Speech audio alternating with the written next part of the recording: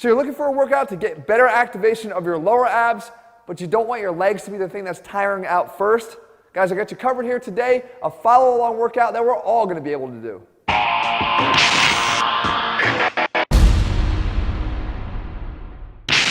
What's up guys, Jeff Cavalier, ATHLEAN-X.com. So when it comes to the lower abs, it tends to be that this is the area that's most difficult for people to get to either show or even train them, because there's two things going on here. When we talk about getting them to show, yes, nutrition, as always, when it comes to revealing your abs, is a high priority.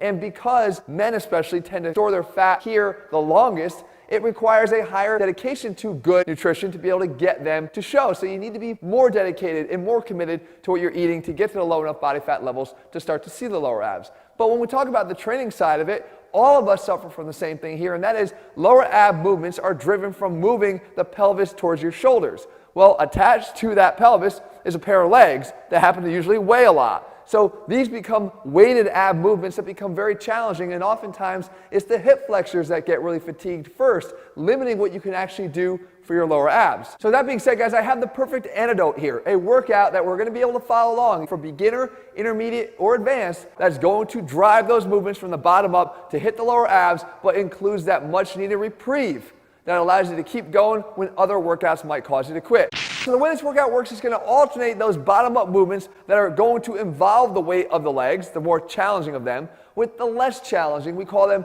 hip flexor relief lower ab movements. And we do this in a way that actually accommodates the different levels of ability. If you're a beginner, you perform those bottom-up movements for 15 seconds, and you rest 15 seconds before moving on to the next exercise. If you're intermediate, you perform them for 20 seconds with a 10-second rest. And if you're more advanced, you perform them for 25 seconds with a 5-second rest. Now the hip flexor relief movement is going to, again, remove the weight of the legs. All you're going to try to do is isolate the pelvis and move it, and not worry about having the legs be the factor that weights you down or makes you fatigue too early. So because these are slightly easier, we're all going to aim to perform these for 25 seconds with a 5-second rest. If at some point you feel like you're getting fatigued here, you can take a quick rest and try to get back into it, but the fact is you go for as long as you can in that 25 seconds. As far as a specific exercise sequence, we start here with the figure 8. And what we're trying to do here is not just get that pelvis lifted off of the ground, but we're actually including some bottom-up rotation. So you get some of the obliques working with the lower abs to drive the movement. We move on to that first hip flexor relief exercise, which here is called the lower ab swipe. And what's cool about this movement is you're trying to reinforce the fact that you got your tailbone and pelvis off the ground by being able to swipe your hands underneath, make contact with them without touching or feeling your lower back, right? Because it's up off the ground high enough to allow you to do this. We come out of that move and we move into our third exercise, back to the more challenging lower ab exercises, and that is the bicycle V-up. Here we're just simply bicycling our legs and trying to sit up into that V position. Again, the weight of the legs is going to make this more demanding and more likely to fatigue out your hip flexors, so that means we need a little bit of relief, which brings us to our fourth exercise, and that is the heaven press. And here all you're trying to do is just simply press your heels into the ceiling. Again, lifting and driving by just trying to get your tailbone and pelvis off the ground, not worrying about anything else. The fifth exercise is going to be this three-way seated ab tuck.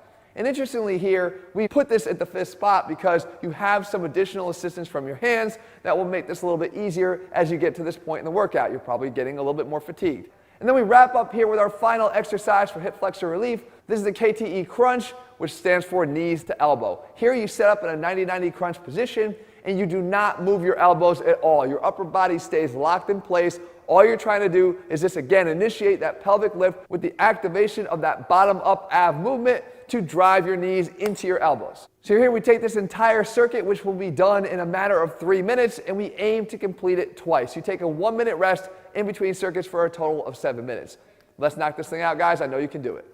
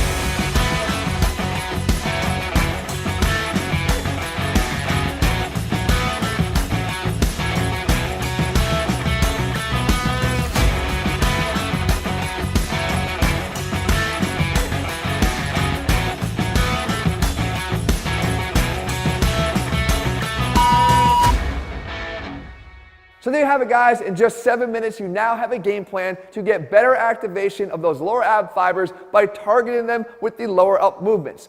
At the same time, addressing the fact that most lower ab exercises and workouts can overtax those hip flexors. This is not going to be your problem. And remember, guys, when you want to get this area to show, you still have to have that commitment to your nutrition, because we know that this is the last place to come off. And if you have a step-by-step plan that makes it easy to follow, it's going to make it a hell of a lot easier to do that. We have all of our nutrition plans included in our workouts over at ATHLEAN-X.com. If you found the video helpful, make sure you leave your comments and thumbs up below. Let me know what I'm going to cover, or if you want me to do more of the follow-alongs, and I'll be glad to do them for you. And also, if you haven't done so, guys, make sure you click subscribe and turn on your notifications so you never miss a new video when we put one out. All right, guys, see you soon.